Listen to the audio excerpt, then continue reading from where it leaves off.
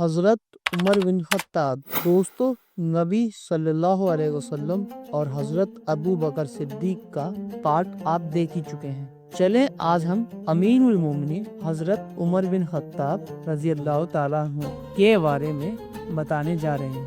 آج ہم اسلام کی عظیم شخصیت کے بارے میں تذکرہ کریں گے، جن کا نام ہے امیر المومنین حضرت عمر بن خطاب، جن کا نام سنتے ہی انصاف یاد آتا ہے، جن کا ذکر ہوتے ہی حیبت اور شجاعت بہادری سامنے آ جاتی ہے۔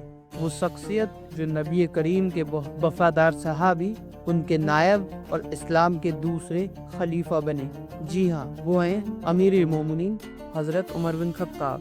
آپ کی پیدائش لگ بھگ 583 عیسوی میں ہوئی۔ آپ قبیلہ قریش سے تعلق رکھتے۔ آپ کے والد کا نام خطاب بن نفیل اور والدہ کا نام حنتمہ بنت ہشام تھا۔ عمر بچپن سے بھی طاقتور، لمبے قد والے اور بہادر انسان تھے۔ ان کی آنکھوں کی شدت اور شخصیت کی حیبت دیکھ کر لوگ ڈرتے تھے۔ بچپن سے ہی نسب، فناشی، ادب اور علم میں دلچسپی رکھتے۔ اسلام سے پہلے عمر قریش کے بڑے اور سمجھدار لوگوں میں شمار تھے۔ ان کی رائے اور فیصلوں کو لوگ مانتے تھے، مگر اسی عمر کو اسلام کا سب سے بڑا دشمن مانا جاتا۔ آپ نبی سے اور مسلمانوں سے نفرت کرتے تھے اور اسلام کو کمزور سمجھتے تھے، لیکن پھر وہ واقعہ نے پوری تاریخ بدل دی۔ ایک دن عمر تلوار لے کے نکلے اور ارادہ یہ تھا نعوذ باللہ کہ محمد صلی اللہ علیہ وسلم کو قتل کر دیں گے۔ راستے میں ایک آدمی ملا، اس نے کہا پہلے اپنے گھر والوں کو دیکھ لو، تمہاری بہن اور بہنوں نے بھی اسلام قبول کیا ہے۔ یہ سن کے حضرت عمر غصے میں اپنی بہن کے گھر پہنچے۔ وہاں ان کی بہن اور شوہر قرآن کی تلاوت کر رہے تھے۔ حضرت عمر نے انہیں مارا پیٹا، یہاں تک کہ بہن کے چہرے سے خون نکلنے لگا۔ عمر، تم چاہے جتنا مار لو، ہم اسلام کو نہیں چھوڑیں گے۔ یہ سن کر حضرت عمر کا دل پگھل گیا۔ انہوں نے کہا مجھے وہ پرچہ دکھاؤ جو تم پڑھ رہے تھے۔ اس میں سورۃ طٰہٰ کی آیتیں لکھی تھی۔ جب عمر نے تلاوت کی تو دل بدل گیا۔ طٰہٰ، ہم نے قرآن اس لیے نہیں اتارا کہ تم پریشان ہو جاؤ، بلکہ یہ ان لوگوں کے لیے نصیحت ہے جو اللہ سے ڈرتے ہیں۔ عمر رو پڑے اور کہا یہ انسان کا کلام تو نہیں ہو سکتا، یہ اللہ کا کلام ہے۔ پھر وہ سیدھے دارالارقم پہنچے، جہاں نبی کریم صلی اللہ علیہ وسلم غیر صحابہ موجود تھے۔ انہوں نے وہاں اعلان کیا اشہد ان لا الہ الا اللہ و اشہد ان محمد رسول اللہ، اور اس دن سے، اس ٹائم سے اسلام کی طاقت دوگنی ہو گئی۔ حضرت ابن مسعود رضی اللہ تعالیٰ عنہ کہتے ہیں عمر کے اسلام قبول کرنے کے بعد ہم مسجد میں عزت سے نماز پڑھنے لگے۔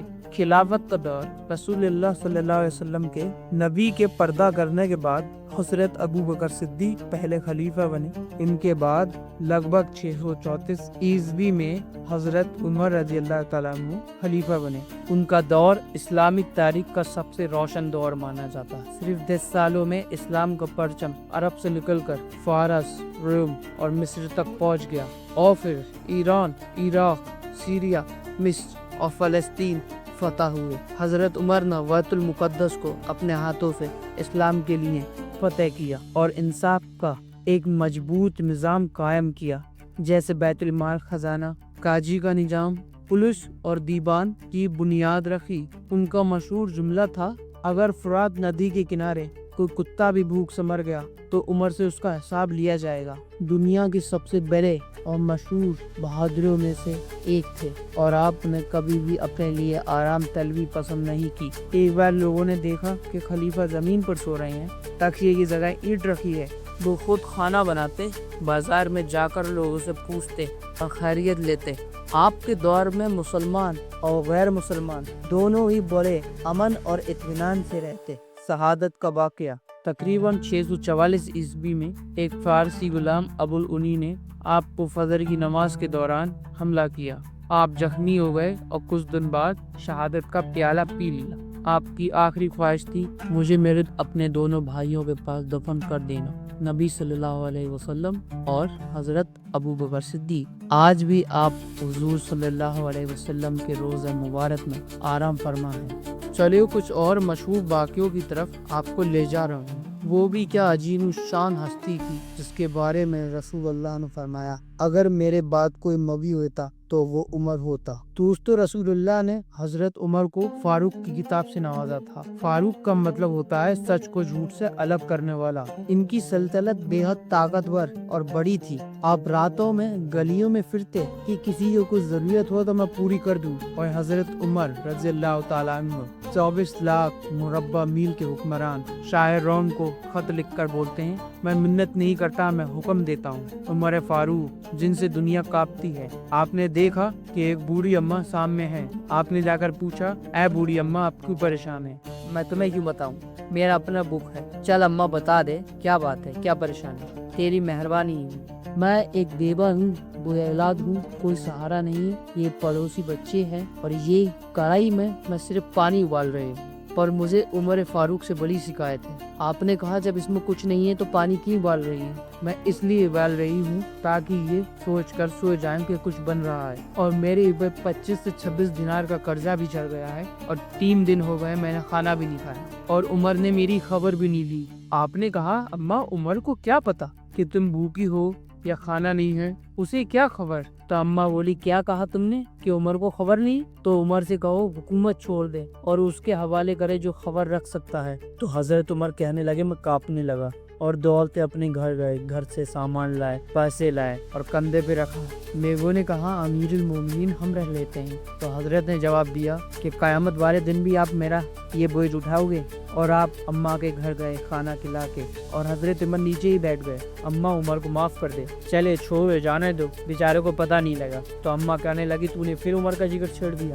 بیٹا میرے بھاؤ بہت گہرے ہیں، جب میں قبر میں جاؤں گی تو رسول اللہ سے عمر کی شکایت کریں گی اور بولیں گی پوچھیے رسول اللہ اس نے بیوہ اور بوڑھی کا خیال ہی نہیں کیا۔ تو آپ کے غلام کہتے ہیں میں نے کبھی بھی عمر کو اتنا روتے ہوئے نہیں دیکھا جتنا آج روئے۔ اور آپ کہنے لگے اماں عمر کو میں جانتا ہوں بہت کمزور ہے، یہ شکایت نہ لگانا، چل معاف کر دے۔ اماں نے بولا اگر تو بولتا ہے چل میں معاف کرتی ہوں۔ ویسے تو عرب کے سارے حکمران بہادر تھے، لیکن جو نظروں سے لشکر روکے اسے عمر بن خطاب کہتے ہیں۔ اسی لیے تو حضور نے کہا تھا میرے بعد کو نبی ہوتا تو عمر ہوتا۔ حضرت عمر کے زمانے میں مصر فتح ہوا اور دریائے نیل سوکھ گیا۔ کیا آپ نے کبھی سنا ہے کہ کسی دریا پر حکم چلتا ہو کسی حکمران کا؟ ہر سال دریائے نیل سوکھ جاتا تھا تو مصر کے لوگ ایک لڑکی کو تیار کر کے اس میں زندہ ڈبا دیا کرتے تھے اور پھر وہ نیل چالو ہو جاتا تھا۔ اس میں شیطان کی کوئی چال تھی۔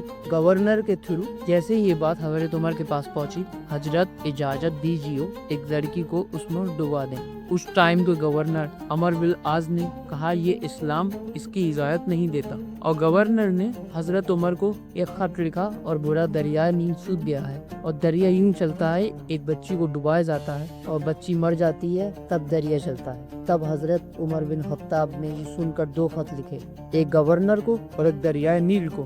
بیٹا باپ کی نہیں سنتا، ماں بیٹی کی نہیں سنتی، اور وہاں دریائے نیل کو خط لکھا جا رہا ہے اور لکھا اے نیل اگر تو اپنی مرضی سے چلتی ہے تو مت چل، اور اگر تجھے عمر کا اللہ چلاتا ہے تو چل جا۔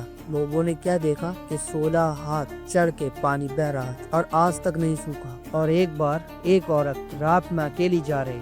حضرت عمر نے بھیس بدل کے اس سے پوچھا کہاں جا رہی ہو؟ اس عورت نے کہا یا تو عمر آج مر چکا ہے یا صرف آپ ہی عمر ہے، کیونکہ عمر کی حکومت میں کسی میں اتنی ہمت نہیں کہ کوئی رات میں راہ چلتی لڑکی کو روک سکے۔ ایک بار آپ نے رسول اللہ صلی اللہ علیہ وسلم سے سوال کیا اے رسول اللہ جب آپ سچے، قرآن سچا، اسلام سچا، تو چھپ کر نماز پڑھنے کا کیا مطلب ہے؟ فرمایا ابھی تو تعداد ہی کچھ نہیں ہے، ابھی تو صرف 40 یا 45 ہی لوگ ہیں۔ آپ نے بولا حضور صرف مہربانی کریں، آپ اجازت دیں۔ 20 لوگوں کی صفیں بنا دی گئی، اور آپ نے کہا اگر آپ اللہ کے رسول ہیں تو نماز بھی اللہ کے گھر میں ہی ہوگی۔ اور حضرت عمر بیت اللہ کے بیچ میں کھڑے ہو کر یہ اعلان کرتے ہیں، کہتے ہیں نہ عمر ہوں، تم مجھے بھی جانتے ہو، میرے قبیلے کو بھی جانتے ہو اور میرے باپ کو بھی جانتے ہو، اب میں نے پڑھ لیا ہے محبوب کا کلمہ، کسی کو اپنے بچے یتیم یا بیوی بیوہ کرانی ہو وہ آئے اور مجھے روکے۔ ایک بار ایک ملک شام کا بندہ حضرت عمر سے ملنے آیا اور لوگوں سے پوچھا آپ کے بادشاہ کا محل کہاں ہے؟ لوگوں نے کہا ہمارے بادشاہ کا کوئی محل نہیں ہوتا، مسجد میں ہوئیں گے حضرت امیر المومنین۔ وہ بندہ جو آیا تھا سوچ میں پڑ گیا کہ جس کے نام سے میرا بادشاہ کانپتا ہے وہ مسجد نہیں ہے وہ۔ اب مسجد میں آ کے پوچھا جناب عمر، بولے ادھر ہی تھے، آگے دیکھ لو پیر پہ نیچے سو رہیں گے۔ پھر وہاں جا کے پوچھا، بولے کھجوروں کے باغ کی طرف گئے ہیں۔ پھر اس نے ایک آدمی کو پکڑا اور پوچھا کہاں ہے وہ شخص جس کی 24 لاکھ مربع میل پر حکومت چلتی ہے؟ کہاں ہے وہ شخص جو مدینے میں بیٹھ کر نعرہ لگاتا ہے قیصر و کسریٰ مشرق و مغرب سب کانپ جاتے ہیں؟ وہ بندہ کدھر ہے جسے دیکھ کے شیطان بھی راستہ بدل لے؟ اس نے کہا وہ دیکھ رہے ہو وہ کھجور کے درخت کے نیچے کنویں کے پاس مٹی کا تکیا، وہ جو سو رہے ہیں وہی تو امیر المومنین ہے۔ ایک واقعہ آپ کا یہ بھی ہے، جب آپ نے اسلام قبول کیا تو ایک ایک کافر کے دروازے پر جا کر دستک دی اور کہا میں نے اسلام قبول کر لیا ہے، اب کسی لیے ہمت ہو تو مجھے روک لینا۔ حضرت عمر کا اسلام میں آنا عزت کا سبب۔